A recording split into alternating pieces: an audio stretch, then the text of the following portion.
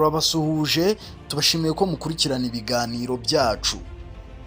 Reka turebe amakuru agezweho ari kuvugwa hariya hakurya muri Repubulika Iharanira Demokarasi ya Kongo. Umutwe witwaje intwaro wa M23 washinjije ubutegetsi bwa Repubulika Iharanira Demokarasi ya Kongo ibikorwa by'ubugizi bwa nabi mu bice bitandukanye biri mu ntara ya Kivu y'Amajyaruguru. Umuvugizi wa M23 Loale Lenso Kanyuka yamaze iminsi ine yose atembereza umunyamakuru w'ikinyamakuru Atare cyo mu Bubiligi mu bice uyu mutwe ugenzura wa M23. Ubwo ni uguhera muri groupement ya Kibumba muri teritwari ya Nyiragongo kugeza muri Bunagana muri teritwari ya Rucuro. Uyu munyamakuru ukorera ikinyamakuru cya Atare waturutse mu Bubiligi asobanura ko kugira ngo agere mu bice M23 igenzura byabanje kumugora bitewe n'uko leta ya Repubulika Iharanira Demokarasi ya Kongo itemerera abanyamakuru guha uruvugiro abarwanyi b'uyu mutwe wa M23. Umuvugizi wa M23 Kanyuka yagaragarije umunyamakuru ibice ingabo za RDC zasenye zifashishije imbunda ziremereye n'indege z'intambara. Amusobanurira ko ubutegetsi bw'iki gihugu ari bwo bukomeje kubabaza abaturage babwo. Ati urabona ibi bibazo leta ya Kongo yateje abaturage. Umuturage utuye muri Kibumba witwa Rusangiza Kaguriro yasobanuye uburyo indege y'intambara y'igisirikare cya RDC yasenye inzu yabo ikica umuntu wabo abandi bagakomereka. Niba mubizi, igisirikare cya Repubulika Iharanira Demokarasi ya Kongo gifite indege karunduro mu ntambara zo bita Sukhoi udashyizeho utudrone baguze twinshi turoha ibisasu.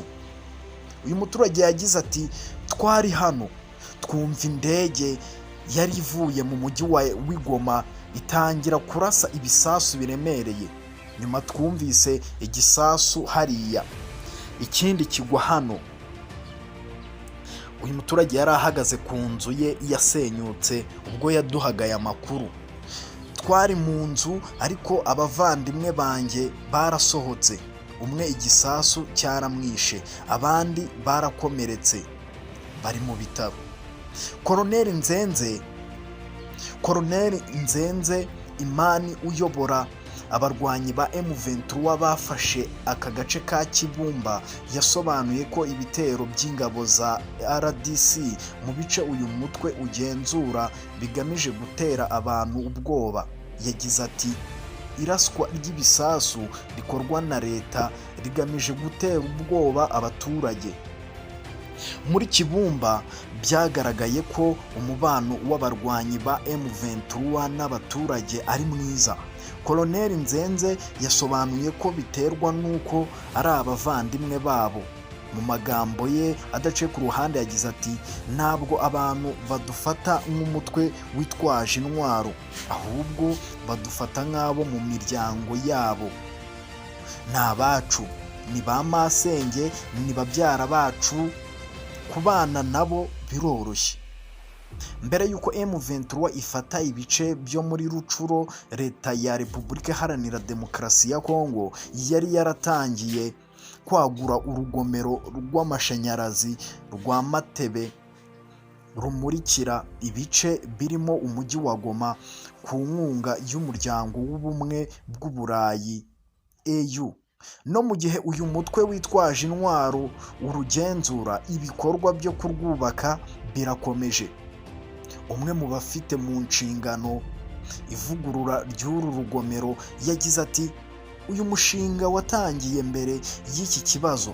Guverinoma yadusabye gukora ni kubw'inyungu nyine za rusange bitandukanye n'ibya leta ya Repubulika Iharanira Demokarasi ya Kongo ivuga. Kanyuka yatangaje ko nta nyungu M23 yabona mu gufunga cyangwa gusenya ibikorwa remezo nk'urugomero rw'amashanyarazi. M23 igenzura umujyi wa Bunagana kuva muri Kamena 2022 Kanyuka yasobanuye ko kariya gace ari ak'ingenzi kuko ingabo za RDC zakifashishaga mu kurasa ku barwanyi babo no mu bice abaturage batuyemo. Bitewe n'imirwano ikomeye yabereye Bunagana, abaturage benshi barayihunze bajya mu karere ka Kisohoro muri Uganda. Byasaga naho bashizemo, ariko ubu baragabutse basubukura ibikorwa byabo bibateza imbere birimo ubucuruzi nk'uko byahoze. Tubashimiye ko mwadukurikiranye muri benshi. Ngayo nguko amakuru yaragezweho ni kuri Kigali Empire. Kudutera inkunga no gukanda kuri subscribe, kandi dukomeza kuba